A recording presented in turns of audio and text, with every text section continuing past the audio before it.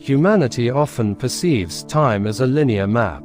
Yesterday, today, and tomorrow. Yet, at the edge of the world, on these desolate lands battered by the fierce waves of the Pacific, time is not a line, it is a circle. While the Western world drew its maps with blood, war, and artificial borders, this geography shaped its steps through its own philosophy.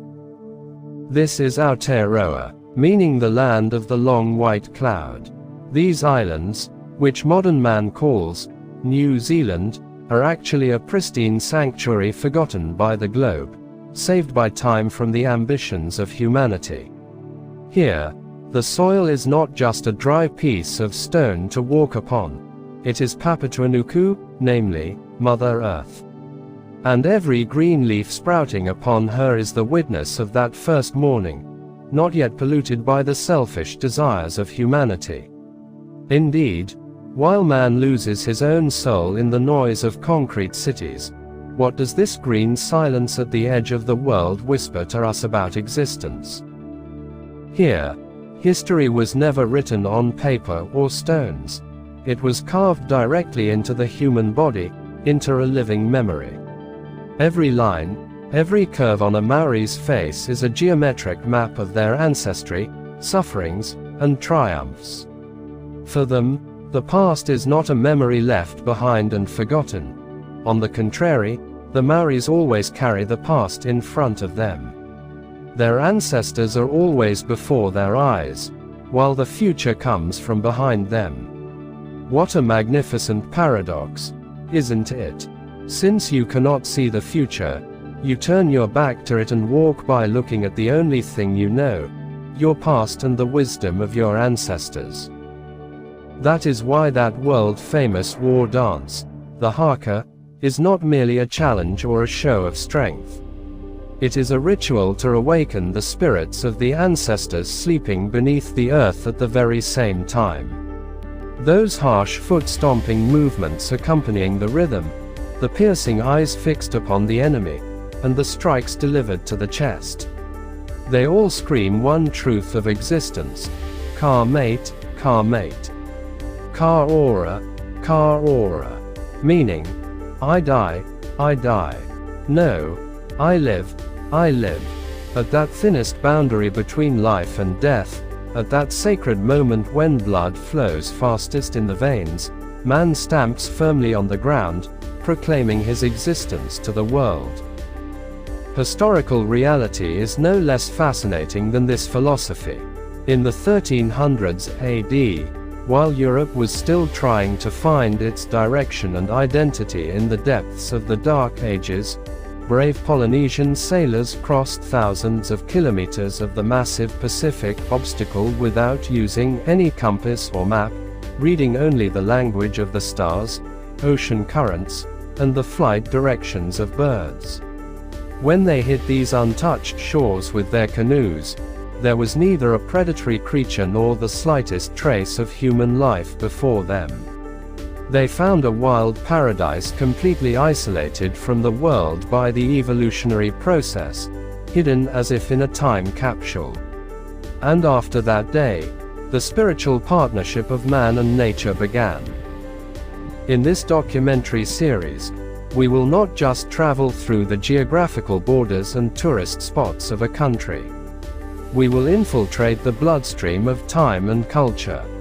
In the upcoming episodes, we will extend from the skyscrapers of Auckland, the modern heart of the Pacific, to the green hills of Middle-earth, namely Hobbiton, which fundamentally changed cinema history.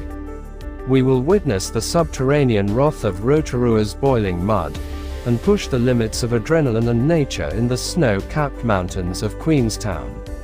While sipping our coffee in the bohemian streets of Wellington, the southernmost capital of the world, we will solve the mystery of those strange, sacred, flightless birds ruling the island, the Kiwis. And finally, at the place where the world ends, we will wash our souls under the aurora australis in the seamless darkness of the sky. Fasten your seatbelts. We are embarking on a timeless journey toward the edge of the world, to the lands where the past meets the future. Our first episode, The Sacred Alliance of Tattoos and Green, begins.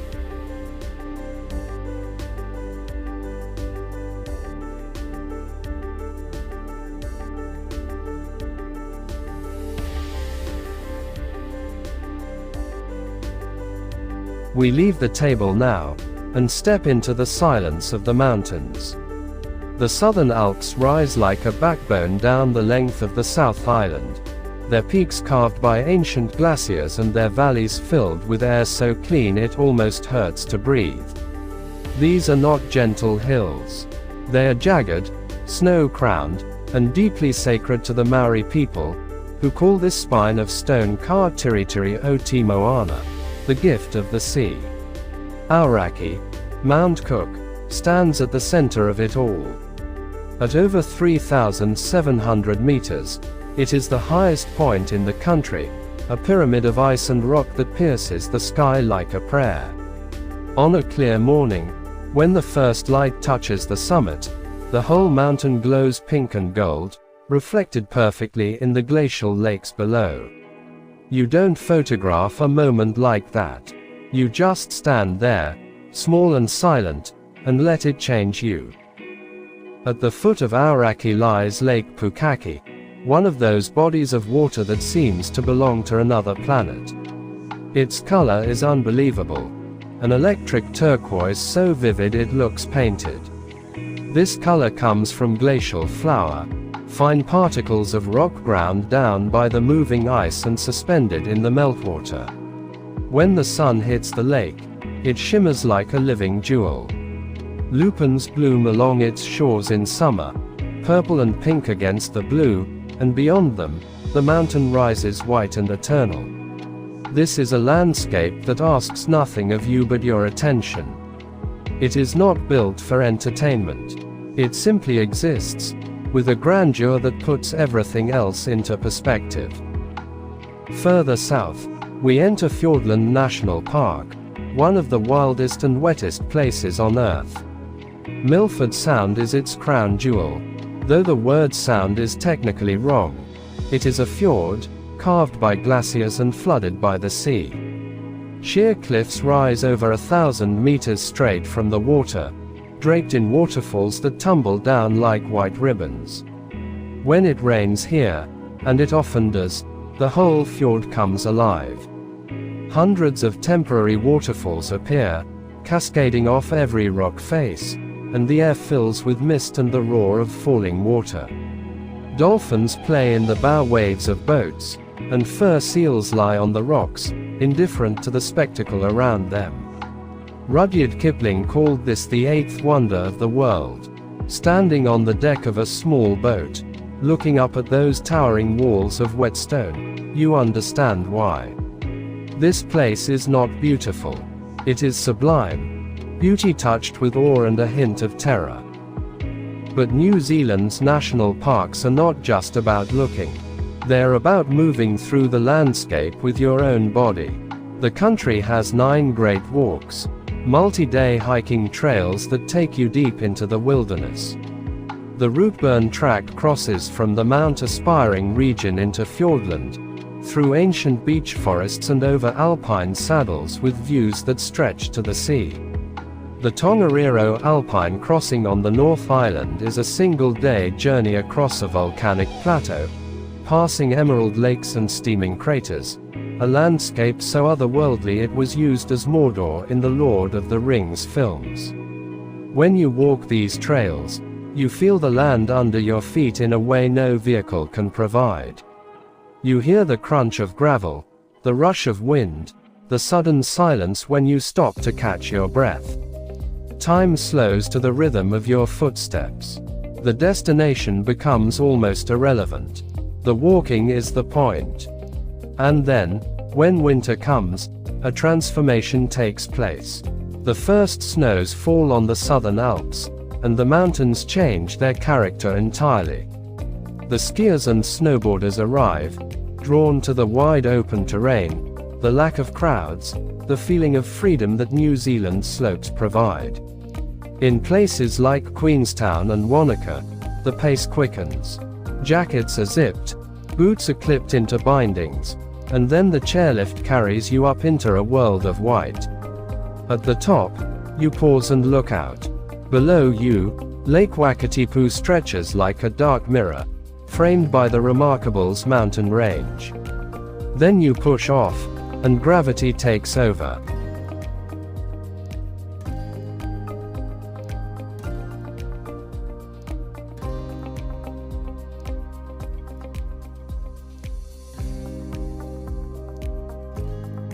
We arrive now in the cities, where the wild spirit of Aotearoa meets the rhythm of urban life. Auckland, the city of sails, spreads across a narrow isthmus between two harbors. Boats bob on the Waitemata, their masts swaying gently against a skyline dominated by the Sky Tower. Wellington, the cool little capital, clings to steep hills around a windswept harbor, its streets filled with cafes, galleries, and the scent of roasted coffee. Further south, Christchurch rebuilds and reinvents itself with street art, pop-up spaces, and the quiet flow of the Avon River through its heart. In Dunedin, Victorian stone buildings speak of Scottish heritage, while students and artists bring a youthful energy to the old streets. These are not vast metropolises. They are cities on a human scale, where nature is never far away. A green hill, a sudden view of the sea, a reminder that the wild is always waiting just beyond the edge of the pavement. There's a word in the Maori language, whenua. It means land, but it also means placenta. In this country, you cannot separate the people from the earth, and you cannot separate the food from the spirit. Welcome to New Zealand. This is Aotearoa on a plate. Our journey begins underground. This is a traditional hangi, an earth oven used by Maori for centuries. Rocks are heated in a fire, placed in a pit with baskets of lamb, chicken, kamara sweet potato, and pumpkin, then covered with wet cloths and earth. For 3 hours, the food doesn't cook, it communes with the land. Steam rises with the scent of puha greens. When the baskets emerge, the meat falls from the bone, infused with a smoky, earthy sweetness no steel kitchen can replicate. It's not just a meal. It's a slow, sacred conversation with the ancestors. From the earth, we move to the edge of the world. The coastal waters of the South Island are home to the legendary green-lipped mussel. On a small boat in the Milford Sounds, a diver surfaces with a mesh bag full of these dark, gleaming shells. Minutes later, on a beachside grill, they open with a pop and sizzle, their flesh plump and jade-colored. A squeeze of lemon, nothing more. The taste is pure ocean, briny, sweet, and clean. It's the simplicity that humbles you. Here, the chef is merely an assistant. The true cook is the sea. But New Zealand is also a place where the wild meets the farm. We travel inland to a high country sheep station in central Otago, where merino lambs graze on alpine thyme and tussock grass. The shepherd here doesn't just raise animals, he reads the landscape like a story. This relationship between land, animal, and human is what gives New Zealand lamb its character. Seared over a Wānaka wood fire, the meat carries a hint of the herbs the animal ate, a whisper of the mountain air. Every bite tastes of a place, not a process. And then there's the kamara. This humble sweet potato arrived in Aotearoa on the first waka canoes from Polynesia over 1,000 years ago.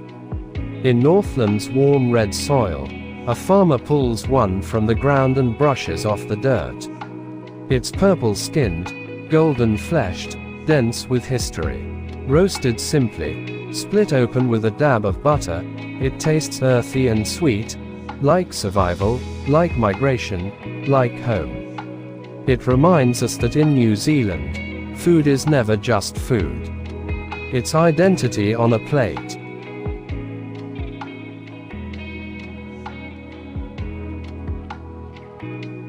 Now the Earth itself begins to breathe.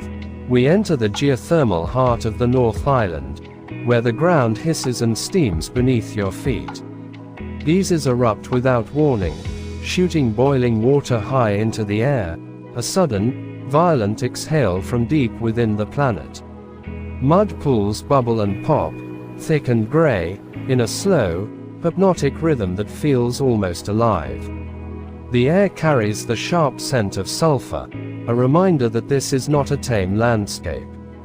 Hot springs steam in the cool morning air, their mineral-rich waters are milky turquoise, inviting you to soak, to rest, to feel the warmth of the Earth itself on your skin. This is Aotearoa, where the planet's inner fire comes right to the surface, and you can stand at the edge of a boiling lake and feel, truly feel, that the ground beneath you is not dead stone but a living, breathing thing.